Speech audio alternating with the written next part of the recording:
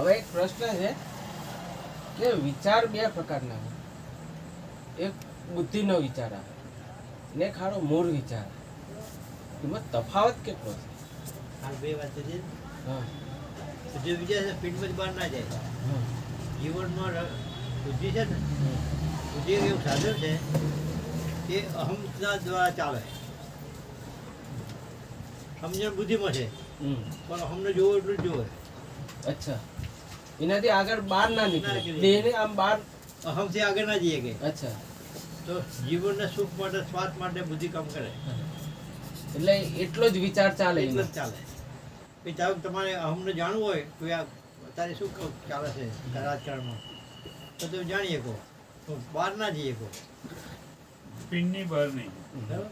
એ પણ ઝઘડો થયો છે એ ખબર પણ બહાર તમે ના જઈ શકો. સાચું બેહો. એટલે પિંડને સાચવવાની કામ બુદ્ધિ નથી, સ્વાર્થ બુદ્ધિ છે એમાં.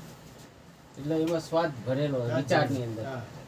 અને કદાચ એવું હોય કે ભાઈ આપણે આ ઝઘડો જેવો તો આપણે જવું પડે, એ બુદ્ધિ હોય પણ કરતા ભોગતા વાળી હોય. બરોબર. અને પેલું જ્ઞાન છે ને એ નિર્મળ હોય. બુદ્ધિની પાછળ અહમથી જ્ઞાન થાય છે એ કરતા ભોગતાળું કહેવાય. અને પેલા ગામમાં નિરપેક્ષતા છે, અપેક્ષા નથી. આમાં અપેક્ષા વાળું છે. બુદ્ધિનું જ્ઞાન અપેક્ષા વાળું. તો ભાઈ અને ચા મૂળ પી લો પેલા પછી કરો. વિચારવાનું જ્ઞાન કેવું? હે? મૂળ વિચારનું જ્ઞાન કરું. કોઈ ચાલ નિરપેક્ષ નહીં, ખાલી જ્ઞાન જ એકલું. આ બધા તત્વો જાણનાર મેન હા, એ કદી નાશ ના થાય. એ વિચાર હોય હોય ને હોય હોય જ. આ વિચાર અંતરમે કહેવાય. આ વિચાર મૂળ તમારે વિચાર છે એ અંતર હા, એ વિચાર જતો આવતો ના હોય, જાગૃત જ હોય. એ જાગૃત જ હોય. તમે જે વિચાર કરતા હોય ને એ વિચાર જાણતો હોય. પણ આપણે વિચાર લેવાની ટેવ નથી, જાણવાની ટેવ નથી, એટલે આપણે જીવવાની ટેવ છે. આપણે વિચાર જાણતા નથી. મહારાજ બાબુલાલ આવી ગયો. મહારાજ ના મંદિર જતા તમે જગ્યા લે. આખા જીવન છે ને આખું બ્રહ્માંડ છે આપણું, તો બે તત્વો સમજવાના છે. એક અપેક્ષા વાળું અને નિરપેક્ષ. હા સાચી વાત છે. બે વાત કરી. સાચી વાત. અપેક્ષા જીવ ભાવ, નિરપેક્ષ આત્મા પરમાત્મા. બરાબર? બરોબર. અપેક્ષા નથી, પરિવર્તન નથી, કે માગ નથી. ત્યાં કશું જ નથી. માગ નથી, અપેક્ષા નથી. આત્મા પરમાત્મા આમાં બધી માગ છે. ખાવું જોઈએ, પીવું જોઈએ, લુગડું જોઈએ, બીજું જોવા એ જોઈએ. બુદ્ધિના વિચારમાં બધું જ જોઈએ. અપેક્ષા, અપેક્ષા અને જીવ. અપેક્ષા. બે તત્વો જ છે. અપેક્ષા એટલે સંસાર અને જીવ ભાવ. અને પેલા અમને મારે બધું જોવો છે પણ કાંઈ જોતું નથી. એ શોર્ટ રસ્તો છે. પતિજી વાત. પતી ગયું. હવે બીજી વાત કે સાપેક્ષ જ્ઞાન એ બુદ્ધિ, નિરપેક્ષ જ્ઞાન લાતમાં. પતિજી વાત. અપેક્ષા વાળી બુદ્ધિ એટલે હેતુ છે કંઈક મેળવવું છે, સમજવું છે, પામવું છે, જાણવું છે. બરાબર? જાણવું છે, રમણ કરવું છે, અપેક્ષા. બધે ભાવ બુદ્ધિ. બરાબર? આ શોર્ટકટનું જ છે. નિરપેક્ષ અને અપેક્ષ બે જ છે વસ્તુ. હવે તમારે નિરપેક્ષ છે તો સંસાર નથી, વાત પતી જાય. શું જોઈએ તમારે? કંઈ જોતું જ નહીં તો જીવનાર બધું જોવે. તો જોનારને શું જોવે? તો અપેક્ષા વર્ષથી જીવનાર છે. બરાબર? આપણે જ નહીં જોજો. અપેક્ષિત જીવન ચાર જોવો છે તે નિરપેક્ષ કંઈ જોતું નથી. એટલે આપણે પૂછજો. અંતર્યામી સાચો જવાબ આલશે. બસ. સાચી વાત છે. હા? હોય 100%. તો બધું જોવે છે, વિષય જોવે છે, વસ્તુ જોવે છે, બધું, પંખા બધું. જોવે છે, મોટર જોવે ભગવાને છે. જોઈએ છે બધું એ જોવે. અપેક્ષા જ થઈ ને એમ. એ જોતો જ નહીં તો પૂર્ણતા છે. પૂર્ણ કઈ ના જોવે, અપેક્ષા બધું જોવે. તો પૂર્ણતા આત્મા છે, એને કઈ જોતું જ નથી. આકાશમાં કારણ કે કંઈ પૂર્ણ જોતું છે. નથી. બધી મર્યાદિત છે, એને બધું જોવે છે. ખાવા જોવે, પહેરવા જોવે, રોવા જોવે, બધું જોવે.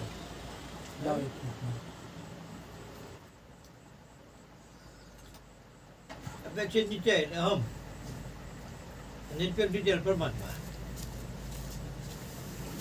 બરાબર? બરોબર. આખું બે જ પકડ. સાચી વાત. અપેક્ષિત નીચે એટલે અહમ, મારા બધું જોવે. એને બધું જોવે છે અપેક્ષાઓ. અને નિર્પેક્ષ એ પરમાત્મા બે સમકક્ષ છે, આ સાઈડ ને આ સાઈડ, ઉત્તર દક્ષિણ.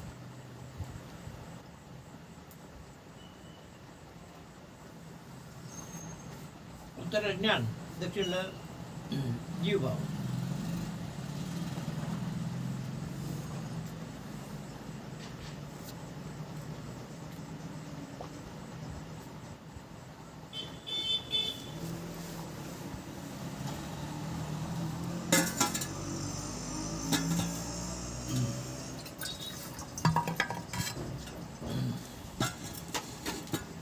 આ જીવન બે હોય, આ જીવનમાં બે હોય.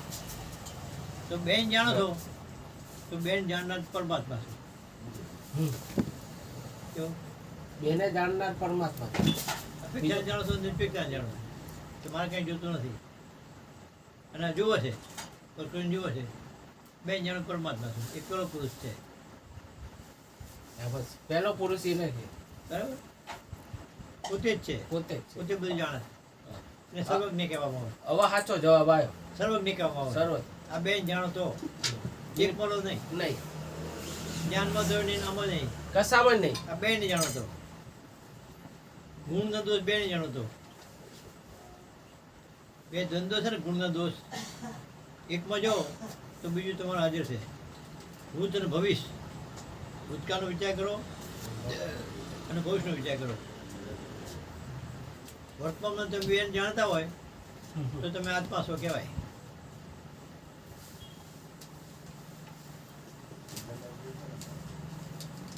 ઠીક છે. વર્તમાન કાળે જાણતા હોય બંને દ્વંદ્વોને તો આત્મા શું એવું કહેવાય? જાણનાર આત્મા છે. તો દેહના વિચાર જાણતા હોય તો આત્મા શું કહેવાય? પણ ના જાણતો જ ના કહેવાય. તો દેહમાં રહેતા હોય, ગુણમાં આત્મા જાણતા હોય તો ના કહેવાય. એટલે કે હું જાણું છું તો હું થયું, મને ખબર છે તો હું થયું. ખ્યાલ આવ્યો? એટલે દેહના ભાવને તમે જાણો છો અને જ્ઞાનના વિચારને જાણો છો તો બેથી નોખા છો. બરાબર? તો ગમે તે ઉપયોગ કરો છો પણ નોખા જ છો તમે.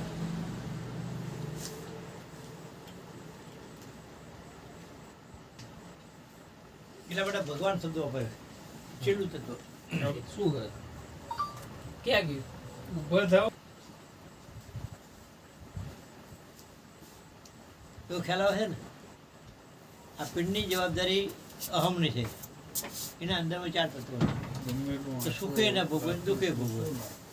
ગાડી નાખ. આત્મા લેવા દેવા ખરી 25મા તત્વને હમણાં ગાડી રાખી જો સમજો છો ને? તો આ જીવન અહમનું છે કે નહીં? બહારનું તો આત્મા તો જોઈ રહ્યો છે કે નહીં? 25મા કલાક પછી કરી નાખશું. કેમેરો લગાવેલો હોય એને તમે ક્રિયા કરો તો લેવા દેવા ખરી? આત્મા વ્યાપક છે એમ સમજીએ આપણે. તો વ્યાપક આત્મા હોય તમે તો એમ ના કહો કે બધા મારામાં છે કહેવાય ને.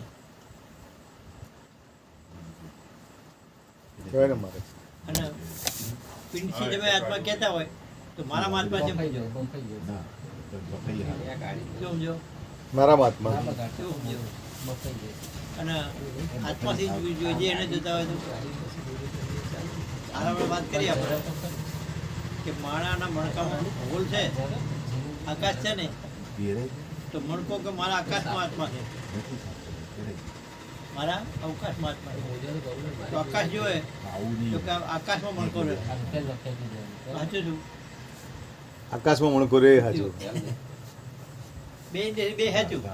મણકે દેશી મારા આકાશમાં મારામાં આકાશ રહ્યો છે એમ કે મણકો એમ કે. હા, એટલે મણકો દેહ થી શરૂઆત કરે ને મહારાજ, હા એટલે એમ કે મારા અંદર જે હવે દેખો તો આપણે એટલે સમજવું આપણે. મણકો એમ કે ભાઈ મારા હોલમાં જેટલો હોય ને એટલો જ આકાશ છે, બરાબર? પછી બીજો આકાશ હોય તો જોવો પણ એ મણકો દે સમજો તો દેશી વિચાર કરનાર મારા આત્મા સમજે.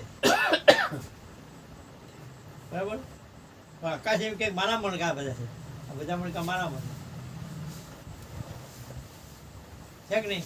બરાબર મારે. આકાશ તો બધે છે ને. હા, જે હોલમાં આકાશ છે મારે આકાશ છે. તો આકાશમાં મણકા છે કે બધા?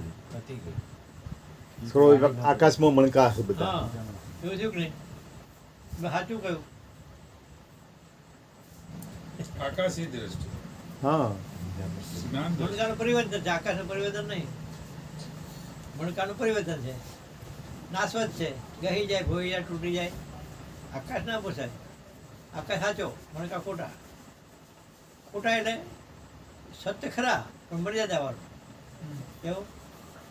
સાચું ખરું, મર્યાદા વાળું. પણ એ વિંધાઈ ગયો ને મારે હે? મણકો વિંધાઈ ગયો ને એટલે આકાશ તો થઈ ગયો ને. ના ભાઈ ના. મણકો જે છે એમાં વિંધાયું ને આ નક્કર હતો મણકો, હવે વિંધ પડ્યું એટલે આરપાર જતું રહ્યું એટલે આકાશ થઈ ગયું. પેલી બાજુનું આકાશ ના બાજુ એક જ છે. બરાબર. એટલે આ તો એટલે બધા કારણ આ તો બધા કહે ને એ મણકા વધી ગયેલા હોય. વિંધાઈ ગયેલા બસ આ બીજા ઘર ના હોય કોઈ નહીં. વધી ગયેલા એટલે આકાશ છે એમાં નક્કી થઈ ગયું. હા આ વિંધાઈ ગયા તો કે આકાશથી તમે જુઓ છો હોય તો મણકો દેશ જુદો દેખાય ના દેખાય? દેખાય. બરાબર? એટલે ત્રણ દેશથી પરનો વિચાર તમારા પાસે નક્કી થઈ ગયું નહીં. ચોક્કસ. તો જેટલા આ તો બધા માણસ છે એ તો મણકા વિધાઈ જ ગયા છે, એવું મેજવાનું બાકી નહીં. પણ તમારું લખ આકાશમાં છે એટલી વાર છે, પિંડમાંથી. ચોક્કસ. કેવું? પિંડમાં છે તો પિંડમાં લાગે તમને, પણ આકાશમાં ગયો એટલે આખો પિંડ જુદો દેખાય. લાગે કે નહીં? તો આપણે વાત તો કરીએ છીએ એમાં તો પિંડ ખોઈ જાય છે અને જ્ઞાન હાજર થઈ જાય છે, આકાશ હાજર થઈ જાય છે. થઈ જાય છે ને? તો આ વિચાર તમે જાતે કહો થાય કે ના થાય? આજ વિંધાઈ ગયું કહેવાય ને. હે? આજ વિંધા પણ છે ને. હા, બરાબર. તો આ વિચાર જ તમારો છે, તમે જ કરો છો વિચાર કે પિંડ જુદો દેખાડો કે ના દેખાડો. તમારો દેખાયો જુદો દેખાડો જ્ઞાન વડે. એની મર્યાદા દેખાણી, આયુષ દેખાણું, જન્મ જીવે મારે દેખાણો, આ જીવ દેખાડો ને. તો આત્મા જેવો છે, એનું કેવું જીવન છે? અખંડ એક જ છે. બે દેખાયું? આકાશ એક જ છે, ફેરફાર તો આમાં ફેરફાર થાય. તો આ દ્રષ્ટિ જુઓ તમે, હાથે બધું ખુલ્લું થઈ ગયું ને, મર્યાદા અખંડપણું જે છે એ બધું ભાઈ. તો થોડો વિચાર કરી જડાય પણ વિચાર નહીં કરતા. આપણે જ્ઞાન સીમિત ચાલી હોય એટલે સીમિત પણ વાતો કરીએ. તમે કે આત્મા કીધા, કોકને કીધું આપણે તો આત્મા છે એમ કીધું, પેલા આત્મા માન લીધો. તો આત્માને શું એ ના સમજાયું, અને પિંડના આત્મા માન લીધો ભાઈ. એ શરીરના અડધું આત્મા માન વિંધાઈ લીધો. ગયું. તો આત્મા શરીર જુદો છે, પછીમું તત્વ છે. બરાબર? એ તમે શું જેનું મનોહર તમે આત્મા નહીં, એ જીવ છે.